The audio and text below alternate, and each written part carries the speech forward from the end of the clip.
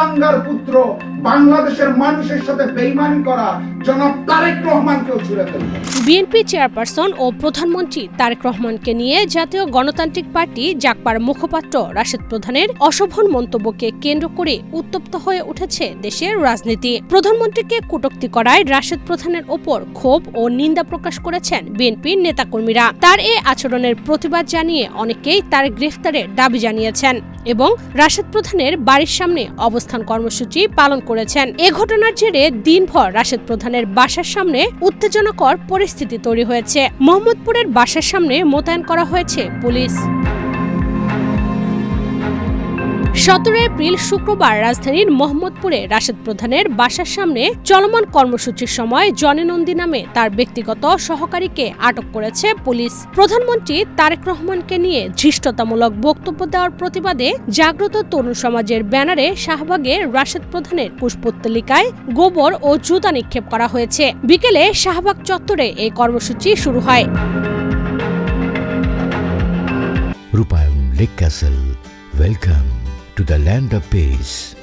প্রত্যক্ষদর্শীরা জানান, প্রধানমন্ত্রীকে নিয়ে রাশেদের অশোভন মন্তব্যের জেরে শুক্রবার দুপুরে রাশেদ প্রধানের বাড়ি লক্ষ্য করে একদল লোক ইটপাটকেল ও জুতা নিক্ষেপ করেন। এ সময় কর্মসূচি পালনকারীদের উপর হামলার চেষ্টা করেন রাশেদের ব্যক্তিগত সহকারী জনি নন্দী। পরিস্থিতি নিয়ন্ত্রণে আনতে গিয়ে পুলিশ জনিকে আটক করে থানায় নিয়ে যায়। এ বিষয়ে তেজগাঁও বিভাগের অতিরিক্ত উপপুলিশ কমিশনার জুয়েল রানা গণমাধ্যমকে জানান, উত্তেজনার এক পর্যায়ে রাশেদ প্রধানের ব্যক্তিগত সহকারী জনি নন্দী উস্কানিমূলক আচরণ করলে তাকে মোহাম্মদপুর থানা পুলিশ হেফাজতে নেয়। জনি নন্দী বর্তমানে থানায় রয়েছেন এবং তাকে জিজ্ঞাসাবাদ করা হচ্ছে। এলাকায় যাতে কোনো ধরনের অপ্রীতিকর ঘটনা না ঘটে সেজন্য পুলিশি নজরদারি জোরদার করা হয়েছে।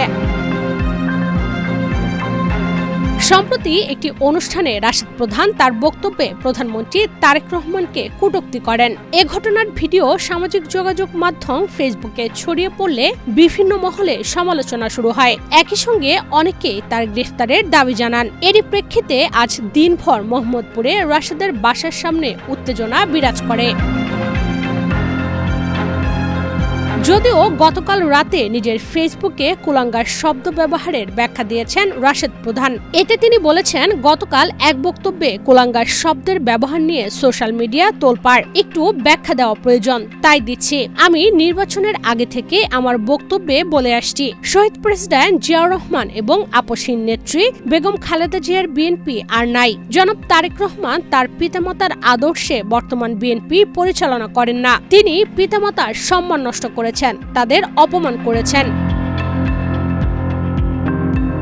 উপরে উল্লেখিত আমার এই বক্তব্যে কারো কোনো বড় ধরনের প্রতিবাদ লক্ষ্য করি নাই। গতকাল বক্তব্যে উপরে উল্লেখিত থিমের সাথে কুলাঙ্গার শব্দটা ব্যবহার করার পর সোশ্যাল মিডিয়ায় ঝড় উঠেছে। শত শত হুমকি ধামকিতে আমার মেসেজ ইনবক্স 6 লাভ। আমার ব্যক্তিগত ধারণা, বিএনপি কর্মীরা কুলাঙ্গার শব্দের অর্থ ঠিকমতো উপলব্ধি করতে পারেন নাই। এই শব্দের সন্ধিবিচ্ছেদ ও বিশ্লেষণ করে তিনি লিখেছেন, কুলাঙ্গার হলো এমন ব্যক্তি যার কুকর্মের ফলে তার বংশ কলঙ্কিত বা অপমানিত হয়। নির্বাচনের আগে থেকে আমার দেওয়া বক্তব্য এবং গতকালের বক্তব্য একই। একটি শব্দ স্টেটমেন্টের অর্থ পরিবর্তন করে নাই। তারপরেও কেন বিএনপির নেতাকর্মীরা এত উত্তেজিত? সম্ভবত কুলাঙ্গার শব্দের অর্থ বুঝে নাই।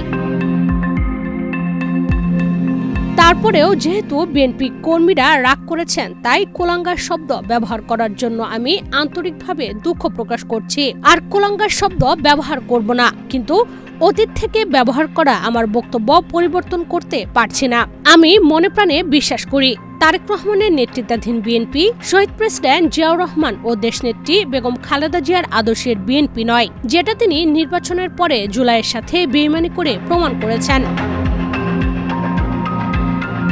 রাশেদ প্রধান তার বক্তব্যে তারেক রহমানকে কুলাঙ্গার এবং লন্ডন থেকে আসা মুফতি বলে সম্বোধন করেছেন। এই মন্তব্যকে কেন্দ্র করে রাজনৈতিক অঙ্গনে তীব্র উত্তাপ সৃষ্টি হয়েছে।